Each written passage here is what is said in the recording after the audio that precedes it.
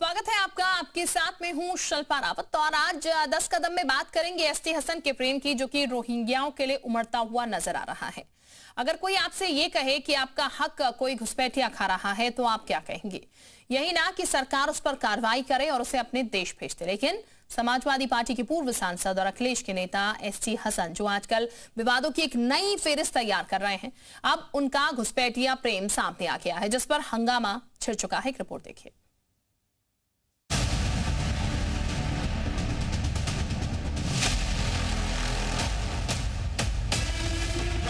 हिंदुस्तान में मुसलमानों की तादाद अचानक बढ़ जाएगी अगर अखिलेश के नेता की एक बात सरकार ने मान ली, और वो बात ये है कि समाजवादी पार्टी के पूर्व सांसद एसटी हसन चाहते हैं कि मुस्लिम शरणार्थियों को भारत में बसाओ। अगर भारत सरकार चाहे तो उनको नेशनलिटी दे सकती है, इंसानियत के आधार पर उनको नेशनलिटी मिल सकती है। ये भारत सरकार के ऊपर है। तो क्या नेताजी चाहते हैं कि भारत का बॉर्डर सबके लिए खोल दो? अगर ऐसा हुआ तो बांग्लादेशी रोहिंग्या मुस्लिम तो ताक में बैठे ही हैं, जो भारत में घुसने में देर भी नहीं लगाएंगे। जाएंगे तो भारतीय कहां जाएंगे?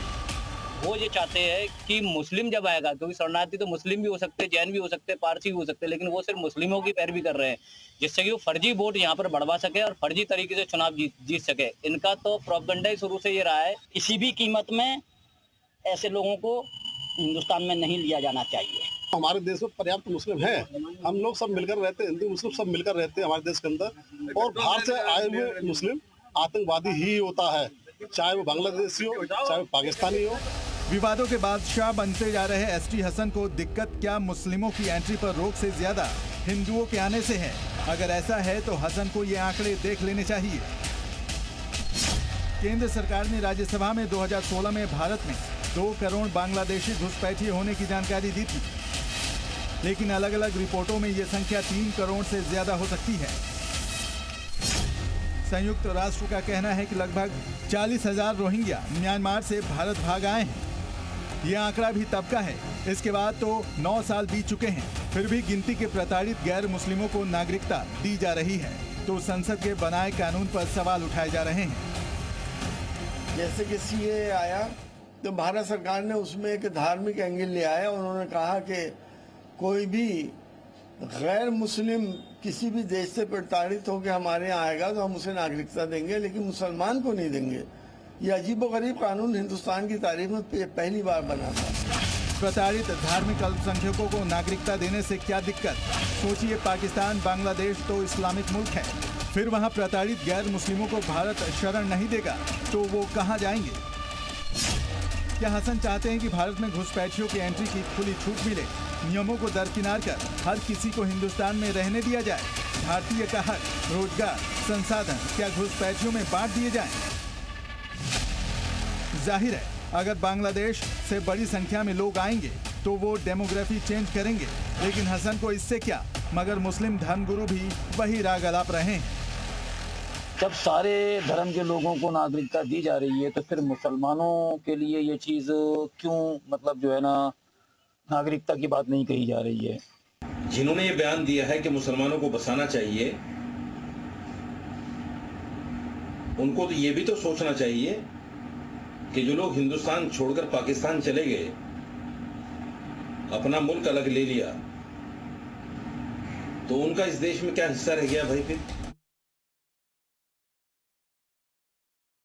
तो फिलहाल ये बता दें, इसको लेकर बहस छिड़ी हुई है। एसटी हसन पक्ष में अब नजर आ रहे हैं, लेकिन तमाम प्रतिक्रियाएं जो हैं इसको लेकर वो धीरे धीरे सामने आने लगी हैं। और इस वक्त हमारे साथ कुछ खास मेहमान भी जुड़ चुके हैं चर्चा के लिए। हमारे साथ अपर्णा दीक्षित हैं, बीजेपी प्रवक्ता हैं। बहुत स्वागत मैम आपका जी उत्तर प्रदेश उत्तराखंड पर। इसके साथ ही हमारे साथ रिटायर्ड मेजर आशीष चतुर्वेदी हैं, सपा नेता। बहुत स्वागत सर आपका भी जी उत्तर प्रदेश उत्तराखंड पर। हमारे सहयोगी विशाल भी इस वक्त हमारे साथ बने हुए हैं। विशाल, रोहिंग्याओं के अगर बात की जाए तो हमेशा से चर्चा का विषय रहा है, और कह लीजिए राजनीति भी इसको लेकर होती रही है। एक पक्ष चाहता है रोहिंग्याओं को बसाया जाए, लेकिन सत्ता पक्ष ये कह रहा है कि रोहिंग्या जो है वो डेमोग्राफी चेंज कर दी जाएगी। लेकिन एसटी हसन साहब अब ये कह रहे हैं, क्यों मंजूरी ना दी जाए? अगर सरकार चाहे तो नेशनलिटी उन्हें मिल सकती है। देखिए, एक चीज़ बिल्कुल साफ है, उत्तर प्रदेश में अगर हम बात करें तो रोहिंग्याओं को लेकर लगातार जो ऑपरेशन चलता रहा है, उसमें एक बात जो साफ निकल के आई है वो ये है कि तमाम जगहों पर ये रोहिंग्या बाकायदा आधार कार्ड बनवा चुके हैं, वोटर लिस्ट में शामिल हो चुके हैं और इससे सीधे तौर पर फेक जो वोट्स होते हैं उनमें वृद्धि होती है। उसी को लेकर बीजेपी हमेशा इसका विरोध करती रही है, क्योंकि ज़्यादातर ये मुस्लिम वोटर्स होते हैं और ये बीजेपी के वोटर्स नहीं होते हैं। ऐसे में बीजेपी इसको लेकर चुनाव आयोग से कई बार शिकायत भी कर चुकी है। लगातार उत्तर प्रदेश में जो वोटर परीक्षण कार्यक्रम चलता है उसमें इस बात को लेकर समय समय पर शिकायत की जाती है। और एसटी हसन की अगर हम बात करें तो एसटी हसन पहले भी, अगर आप देखेंगे उनके बयानों में, अभी उन्होंने 2 हफ्ते पहले ही जो ये इस बात को कहा था कि बुलडोजर की कार्रवाई के बाद ही जो है धराली में तबाही आई, तो इस तरह के बयान वो देते रहे विवादित। तो ऐसे में एक बार फिर से उन्होंने जो पक्षकार बनते हुए जो रोहिंग्याओं का जो पक्ष लिया है उससे सीधे तौर पर कहा जा सकता है कि लगातार जो ये बात बार बार उठती, क्योंकि देखिए ये केवल वोटर के लिए नहीं, ये देश की सुरक्षा से भी जुड़ा मामला है। क्योंकि पिछले हाल के दिनों में अगर आप देखेंगे तो जो तमाम जो जांच एजेंसियां कार्रवाई करती रही हैं उनमें इनका बड़ा रोल रहता है। घुसपैठ के लिए ये बड़ा एक आसान माध्यम होते हैं। इसके साथ साथ जो भारत में जो साजिशें रची जाती हैं, चाहे वो आतंकी साजिश हो, चाहे वो पैसों की फौजदारी का जालसाजी का बड़ा मामला हो, और इसके साथ साथ जो आंतरिक जो सुरक्षा है भारत की, उसके लिए बड़ा खतरा होता है। और ये एक IB की रिपोर्ट भी है जिसके आधार पर यह कहा जाता है कि उत्तर प्रदेश में कई ऐसे जिले हैं जहां पर रोहिंग्या आराम से यहाँ पर आकर बस चुके हैं। ये छोटे छोटे जो है उसमें जो गुट में होते हैं, खासतौर से झुग्गी झोपड़ी को ये फोकस करते हैं। उसके बाद ये अपना वहाँ पर आधार कार्ड और वोटर ID कार्ड बनवा लेते हैं, वोटर लिस्ट में शामिल हो जाते हैं और राजनीतिक दल इनका फायदा भी उठाते हैं। बिल्कुल, राजनीतिक तौर पर जो फायदा उठाने की बात आती है, इसको लेकर ही सवाल बार बार खड़ा हो जाता है। विशाल, मैं लौटूंगी आपके पास। हमारे साथ सपा नेता जुड़े हुए रिटायर्ड मेजर आशीष, उनका सबसे पहले हम रुक कर लेते हैं।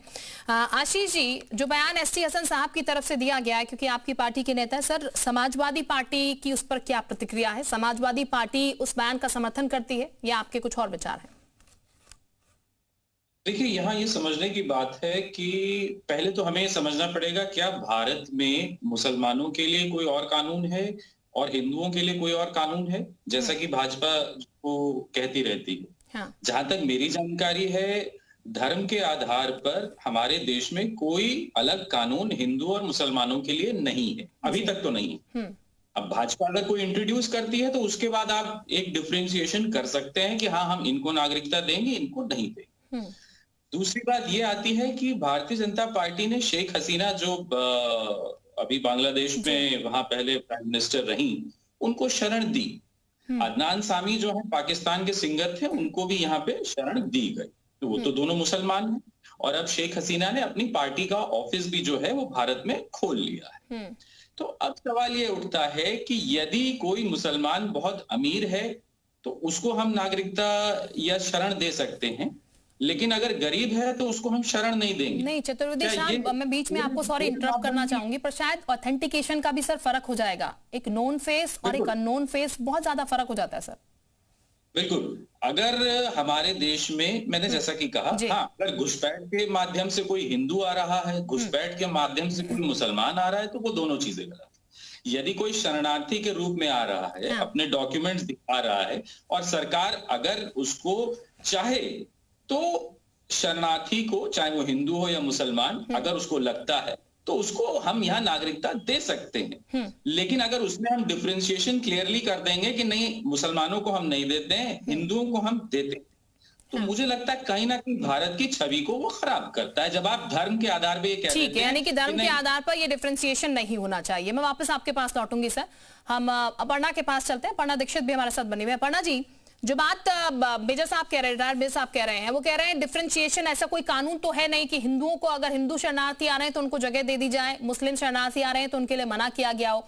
फिर बीजेपी इस आधार पर डिफरेंशिएट आखिर क्यों कर रही है कि हिंदू अगर आए तो उनको तो आप जगह दे देंगे भारत में, लेकिन अगर मुस्लिम आए तो उनके लिए सीधे बाइकॉट है, उसके लिए क्रॉस बना रखा है कि वो लोग नहीं आ सकते हैं। ठीक है, सबसे पहले तो हमारे देश के लोगों को और हम लोगों को ये समझने की जरूरत है कि शरणार्थियों में और घुसपैठियों में अंतर क्या है। शरणार्थी हिंदू या मुस्लिम वो है, मुझे लगता है मुस्लिमों पर तो अत्याचार हुआ ही नहीं है। जो हमारे आसपास की जो देश है, बांग्लादेश है, अफगानिस्तान है, पाकिस्तान है, आप देखो अगर अत्याचार हुआ है तो हिंदुओं पर हुआ है, इसलिए वो शरणार्थी है, इसलिए उनके लिए जगह है, उनके लिए कानून बनाया गया है। अब घुसपैठिए जो अलग तरीके से आए हैं देश में, आतंक बचाने के लिए आए हैं, यहाँ वोट बैंक की राजनीति करने आए हैं, वोट बना लो और हम राजनीति करो के चक्कर में आए हैं, या फिर अन्य ने हमारा अधिकार छीनने के लिए आए हैं। हमारे जो देश के लोगों का अधिकार होना चाहिए, हमारे देश के हिंदू और मुस्लिम और सिख ईसाई भाइयों का होना चाहिए, वो घुसपैठियों का क्यों हो? भारतीय जनता पार्टी की ये सोच है। शरणार्थी वो है जिन पर अत्याचार हुए हैं, हिंदुओं पर बताइए एक भी देश में किसी मुस्लिम पर अत्याचार होता हुआ दिखाओ। हिंदुओं पर किस तरीके के अत्याचार हो रहे हैं, विभत्स अत्याचार हो रहे हैं। आपने देखा होगा अभी हाल ही में बांग्लादेश में किस प्रकार से हो रहा था, कोई नहीं आया सामने। हिंदुओं पर अत्याचार हो रहा था, तब किसी भी पार्टी ने आकर सामने नहीं बोला। कौन बोल रहा था? बीजेपी उनके साथ खड़ी थी और इसीलिए उनको सहारा देने के लिए खड़े हुए हैं। इसीलिए हमने इस तरीके का कानून बनाया। तो देखिए स्पष्ट है, अगर शरणार्थी है तो उसको कानून के तहत यहाँ आना होगा और उनके लिए जगह है, क्योंकि वो हमारे हिंदू भाई हैं और उनके लिए भारतीय जनता पार्टी क्या कोई भी पार्टी को जगह देनी चाहिए। अब रही बात कि एसटी हसन साहब या समाजवादी पार्टी, कभी कभी मुझे लगता है कि जब वो खुद नहीं बोल पाते समाजवादी पार्टी के मुखिया, तो उसके बाद उनके नेता बोलने को मजबूर आगे सामने आ जाते हैं। अन्य मामलों में भी सामने आए, लेकिन इसको इस तरीके से प्रकट करना कि नहीं। अब आप एक चीज और देख सकती हैं, क्या आखिर हिंदू मुस्लिम कर कौन रहा है इस देश में? कहते हैं कि भारतीय जनता पार्टी कर रही है। क्या भारतीय जनता पार्टी कर रही है? हिंदू मुस्लिमों का काम ठेका तो इन्हीं के नेताओं ने ले रखा है। जब देखो तब कोई ना कोई बयानबाजी सामने आ जाती है। ठीक है, मैं मेजर साहब से यहाँ पर मेजर साहब को इनपुट करूंगी, लेकिन हमारे सहयोगी विशाल भी इस वक्त बने हुए हैं। विशाल, आप कोई सवाल अगर लेना चाहते हैं? देखिए बिल्कुल मेजर आशीष चतुर्वेदी से सवाल है कि लगातार इस बात को लेकर सवाल खड़ा हो रहा है कि क्यों आखिरकार पैरवी की जाती है, तो क्यों नहीं आपकी पार्टी इस बात को सीधे तौर पर खुले मंच पे कहे कि नहीं ठीक है, जो इस देश का नागरिक नहीं है वो वोटर नहीं होगा। लगातार ये आरोप आपकी पार्टी पर लगता है कि मुस्लिम वोट्स को लेने के लिए आप लोग जो है बाकायदा इस तरह के वोटर्स को शामिल कराते हैं और कभी बुरके का विरोध करते हैं कि नहीं बुरके में जो महिलाएँ जो है जो वोट डालने जा रही हैं उनकी पहचान ना दिखाई जाए। इसके साथ साथ अगर आपने देखा होगा तो अभी जो है चुनाव आयोग ने भी स्पष्ट कहा है कि शपथ पत्र आपने एक भी दिया नहीं है। तो आखिरकार विरोध क्यों है? क्यों जो है इनका समर्थन आप कर रहे हैं? क्यों नहीं एक साथ खड़े होकर जो है विरोध कर रहे हैं कि नहीं ऐसे लोगों को वोटर लिस्ट में शामिल ना किया जाए? देखिए हमने बिल्कुल हम लोगों ने ही तो विरोध किया है कि जो गलत मतदाता हैं उनके नाम काटे जाएं। जो चुनाव आयोग है उसने अभी जो एक सर की प्रक्रिया करी बिहार में, और फिर सबने देखा कि एक एक घर में 250-300 वोट और एक में तो 550 वोट निकल आए एक घर में। और ये जब चुनाव आयोग की सर वाली प्रक्रिया पूरी हो गई थी, तो आप समझ जाइए कि कितना गड़बड़ हो रहा है। दूसरी बात यह है कि हमने 18,000 शपथ पत्र दिए चुनाव आयोग को। चुनाव आयोग ने एक भी शपथ पत्र का जवाब नहीं दिया है। अभी कुछ डीएम जो है 2-4 उन्होंने अपने जिले के तरफ से जवाब दिया। चुनाव आयोग ने उन 18,000 शपथ पत्र पे कोई जवाब नहीं दिया। आपने बुरके की बात की, हमने कहा था पुलिस वाले रास्ते में नहीं रोकेंगे, अंदर जहां वोटिंग होती है वहां पे आप बुरके से चेक कर लीजिए। लेकिन उसी के विपरीत जो अभी चुनाव आयोग के अध्यक्ष हैं, जो मतलब चीफ इलेक्शन ऑफिसर हैं, उन्होंने क्या कहा कि मैं वोटिंग जो हुई है उसकी सीसीटीवी नहीं दूंगा। अब बताइए कि वो सीसीटीवी क्यों छुपा रहे? वो कह रहे हैं कि महिलाओं की वो जो प्राइवेसी है, वो महिलाएं अगर वोट डालते हुए दिख रही हैं तो अगर वो चीज दिख जाएगी तो प्राइवेसी का हनन हो जा रहा है। ये तो औचित्य है उनके पास, मतलब झूठ छुपाने के लिए भी कुछ मिल नहीं रहा है। और एक बात बता दूं, पूरे देश में आज तक इतनी आतंकवादी घटनाएं घटी। एक बात और आप सुन लीजिए कि एक भी रोहिंग्या आतंकवादी आज तक भाजपा या इससे पहले की सरकार ने खड़ा नहीं किया है कि ये रोहिंग्या, ये आतंकवादी है, इसने ये बम ब्लास्ट किया। एक भी नहीं है। और एक बात जो भाजपा प्रचार करती है कि जो वेस्ट बंगाल है यानी ममता बनर्जी जहां की मुख्यमंत्री हैं, वहां से सब रोहिंग्या और बांग्लादेशी देश में आ रहे हैं। अरे भाई, जो सेना कश्मीर में खड़ी है वही सेना बॉर्डर पे वहां खड़ी है। तो जिम्मेदारी किसकी है बॉर्डर की? बीएसएफ की। और वो किसके नीचे आती हैं? केंद्र की सरकार के नीचे। लेकिन आप इनसे हमेशा सुनेंगे वो वहां से ममता बनर्जी जो है वो बांग्लादेशियों, अरे कैसे घुसाएगी भाई? सेना तो खड़ी है ना, वही सेना जो जम्मू कश्मीर में खड़ी है वही आपके वेस्ट बंगाल पे खड़ी हुई है सेना।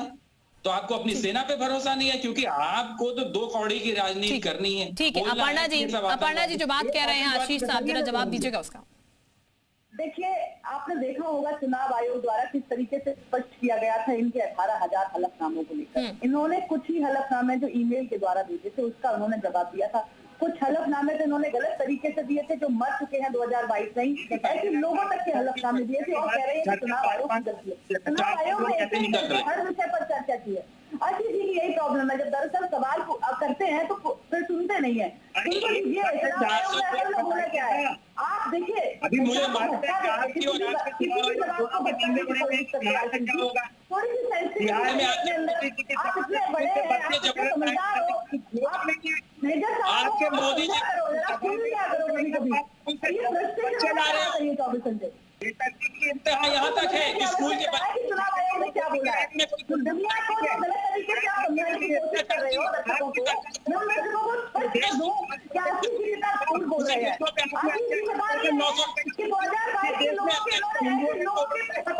देखिए सर, एक करके सुन लेते हैं, थोड़ा आप दोनों की आवाज क्लैश करेगी तो समझ नहीं आएगा। तो हिंदू 400 रुपए का सिलेंडर इनने आके 900 का कर दिया, जो टैक्स 14% था वो 28% कर दिया हिंदुओं पे। तो हिंदुओं पे असली विश्वासघात। दरअसल समस्या यही है इनकी कि ये अपने हिसाब से राजनीति करते हैं। ये कभी खड़े रहेंगे इंडिविजुअल अलायंस के साथ और कभी खड़े रहेंगे अपने इंडिविजुअल बयानों के साथ। आशीष जी मैं वापस, आशीष जी लौट रही हूँ। अपर्णा जी ठीक है, अपर्णा जी जरा जवाब दीजिएगा, फिर आशीष जी मैं वापस आपके पास आ रही हूँ सर। ठीक है, बोलेगा अपर्णा। देखिए समस्या ये है कि अभी चुनाव आयोग ने स्पष्ट किया 2022 में जिन लोगों की मृत्यु हो चुकी है, ऐसे लोगों का इन्होंने शपथ पत्र दिया है। खुद चुनाव आयोग ने प्रेस कॉन्फ्रेंस करी है। अच्छा मुझे एक बात बताइए, आशीष जी मैं वापस आपके पास लौट रही हूँ। अभी अपर्णा जी जवाब पूरा कर ले, फिर मैं सर आपके पास ही आती हूँ। ऐसे क्लैश करेगी बात तो फिर डिबेट का कोई मतलब नहीं है सर, क्योंकि ना मुझे समझ आएगा ना ऑडियंस को समझ आएगा। आशीष जी यही करते हैं आजकल, इनको पता नहीं क्या हो गया, सब्जी मंडी बना देते डिबेट को। आशीष जी मैं आपके पास वापस लौटूंगी सर। हर एक देश का नागरिक जानना चाहता है, जहां ये प्रक्रिया हो गई वहां एक घर में आप झूठ बोल रहे हो, 300 मरे हुए लोगों का शपथ पत्र दे दिया। आप भी तो बोलो कितना झूठ बोल रहे हो आप और आपकी पार्टी। चुनाव आयोग का इस्तेमाल करके जनता को दिक्कत में अराजकता फैलाने का काम कर रही है। आपकी पार्टी का बैन मसला हो चुका है, राज न करो तो अराजकता फैला दो। अराजकता फैलाने की कोशिश कर रहे हैं आप इस देश में। आपको ये समझ लेने की जरूरत है, तो अराजकता का कोई भी स्थान नहीं है इस देश में। आपको और आपके नेताओं को समझने की जरूरत है। आप अराजकता फैलाओ चुनाव आयोग के माध्यम से। चलिए ठीक है अपर्णा जी, आशीष जी ठीक है सर, ठीक है मैम, ठीक है सर, ठीक है आशीष जी। अडानी और अंबानी को पैसा बेचने के लिए पूरा देश बेच दिया। चलिए ठीक है आशीष जी जो मुद्दा है रोहिंग्या वाला, जरा उस पर वापस लौट आते हैं सर। जिस चीज का जिक्र आप कर रहे हैं, समर्थन एक तरीके से समाजवादी पार्टी करती हुई नजर आ रही है। ठीक है अपर्णा जी लौट रही हूं आपके पास। समाजवादी पार्टी एक तरीके से समर्थन करती हुई नजर आ रही है, लेकिन क्या इकोनॉमिकली सर बहुत सारी चीजें चेंज नहीं हो जाएंगी जो इस देश के वासी हैं उनके लिए, अगर रोहिंग्याओं को यहाँ पर परमिटेड कर दिया जाता है? क्योंकि ऐसी कई खबरें हम दिखाते हैं, ऐसी कई खबरें हम देखते हैं जहां पर रोहिंग्याओं की बात कर ली जाए, बांग्लादेशियों की बात कर ली जाए, फर्जी तरीके से यहाँ पर रहते हैं। अभी हाल ही में केस आए 3 महिलाओं का जो कि पकड़ी गई हैं, जो कि पासपोर्ट बनाकर नकली घूम रही थी। देखिए गलत तरीके से कोई आया है तो उसके खिलाफ निश्चित कार्रवाई होनी चाहिए, चाहे हिंदू हो चाहे मुस्लिम हो। हिंदू आतंकवादी नहीं होते तो आप देखिए कितने भी पकड़े गए हैं। और ये भाजपा और ज्ञानेश कुमार जो अभी चीफ आयोग इलेक्शन कमिश्नर हैं, उनकी मिली साजिश है। यही चुनाव आयोग था आशीष जी, ये भी तो समझो। मोदी को रात में नींद ही नहीं आ रही है, चुनाव आयोग था।